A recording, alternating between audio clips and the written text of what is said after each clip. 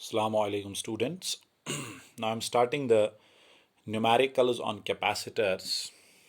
So starting with first and a very easy question. Calculate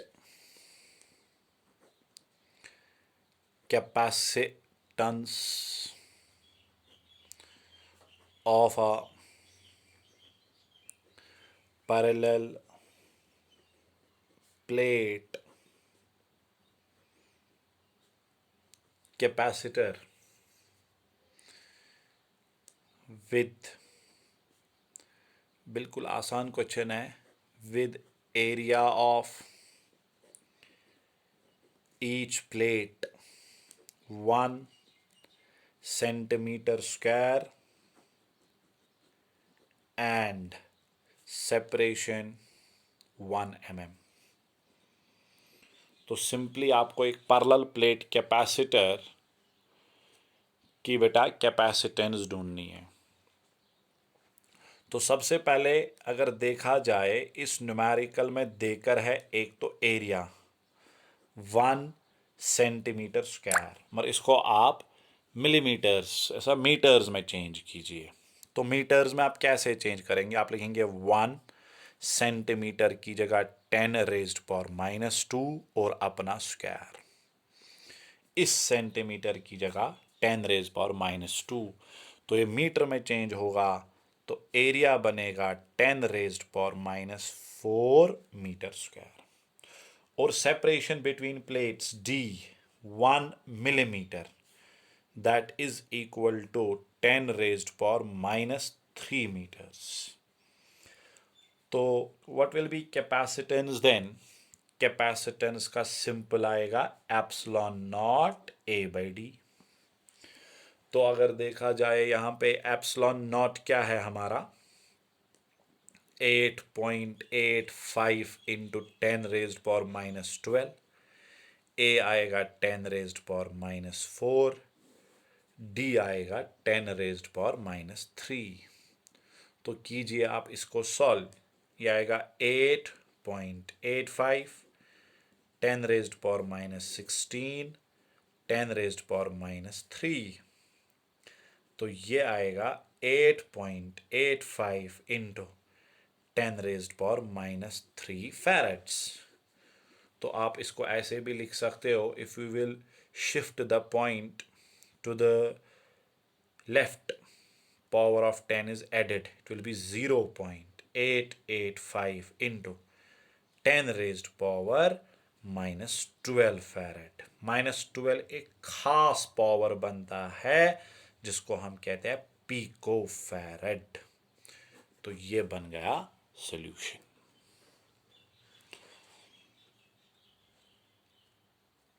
तो ये simple numerical मैंने ली थी। आज तो मैं सिंपल न्यूमेरिकल्स पे ही कंसंट्रेट करूंगा अभी आज के पार्ट में। तो अब दूसरा सवाल है मेरा,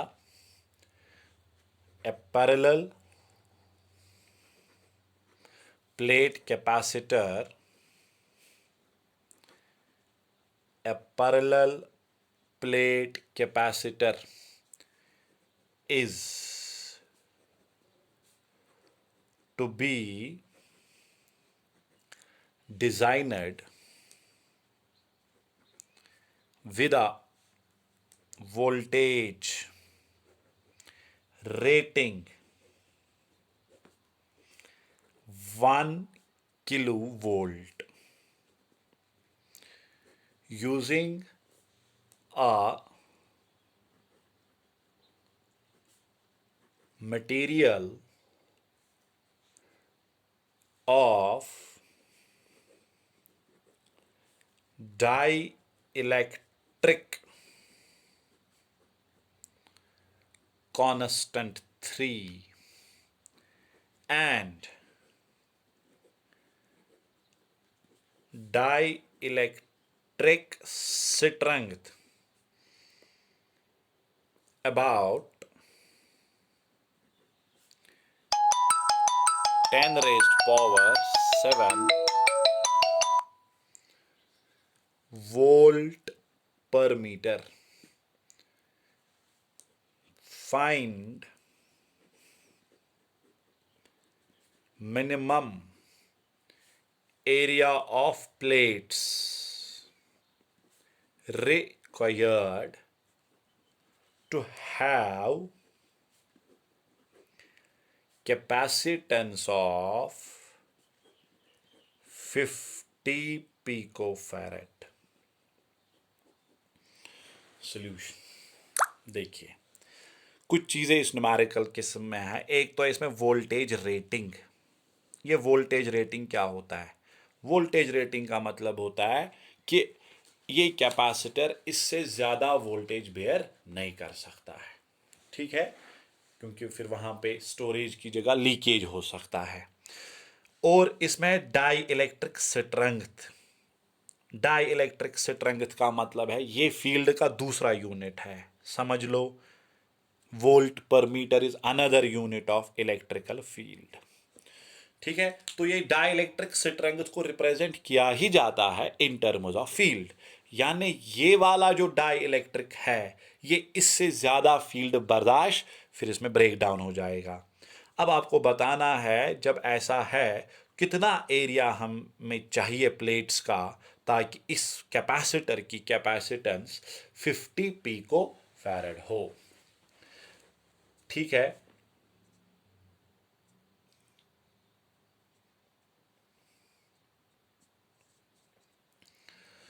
अब यहां पे बेटा देखिए, मुझे निकालना है मिनिमम एरिया। तो अगर हम देखेंगे कैपेसिटेंस का फॉर्मूला है डाई इलेक्ट्रिक वाले में epsilon R times epsilon naught A by D. गौर से, सी भी मुझे पता है, एप्सिलॉन नॉट तो पता ही है, epsilon R dielectric constant 3 पता है, डी ए निकालना है, डी पता नहीं है अभी। तो डी कैसे निकलेगा? इधर देखिए गौर से, ये न्यूमेरिकल आप देखिए, ये जब आप एक प्लेट लेते हैं, इस प्लेट में आप पूरे रीजन में डाई इलेक्ट्रिक रखते हैं। This whole region is filled with dielectric medium, जिसका डाई इलेक्ट्रिक कांस्टेंट कितना है? जिसका डाई इलेक्ट्रिक कांस्टेंट बेटा 3 है। तो अब आपको पता है इधर फील्ड, यहां पे फील्ड होगा रिजल्टेंट फील्ड ही, ठीक है।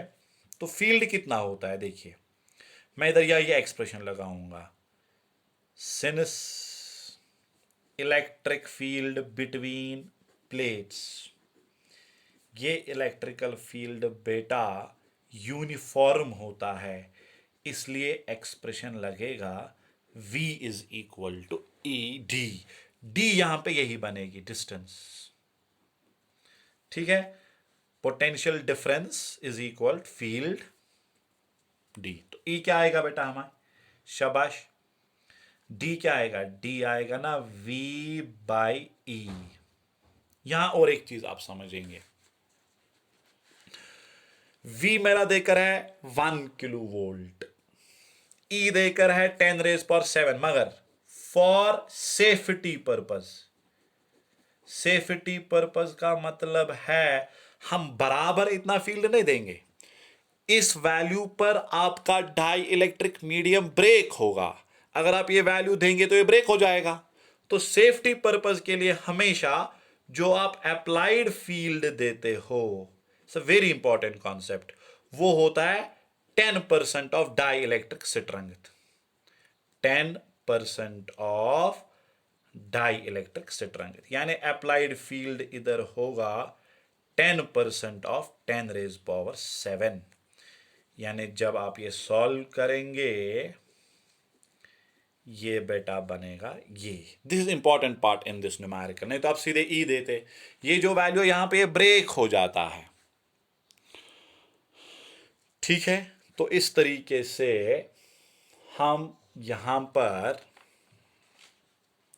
लेंगे डी का वैल्यू, आप डी आएगा ना आप V बाई ई। V कितना है? V 1 किलो वोल्ट है, दैट्स 1 × 10⁻³ ई कितना अब आपको लिखना है? 10⁻⁶, यानी डी आ गया 10 raised power minus 3 meter. Therefore capacitance is epsilon R epsilon naught A by D. ठीक, सी का वैल्यू आपको पता है, आपको चाहिए ए, तो A will be equal to C into D epsilon naught epsilon R. तो ए क्या आएगा, सी देकर है ना इधर हमें 50 पिको फैरड, पिको का मतलब 10 रेज पावर माइनस 12, डी आपने निकाला 10 raised power minus 3, epsilon R है 8.85 इंटू 10 रेज पावर माइनस 12 और डाइलेक्ट्रिक कांस्टेंट देकर है 3। Let us solve it. 10 raise power minus 12, 10 raise power minus 12, A बना 50 into 10 raise power minus 3, 8.85 into 3,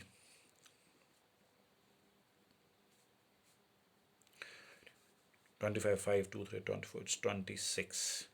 तो ये जब आप सॉल्व करेंगे it comes out to be 1.9 into 10 raised power, खुद देखिए प्लेट का area 10 raised power minus 3 order का। Hope you have got it. This is a very important numerical. Hope you have got it.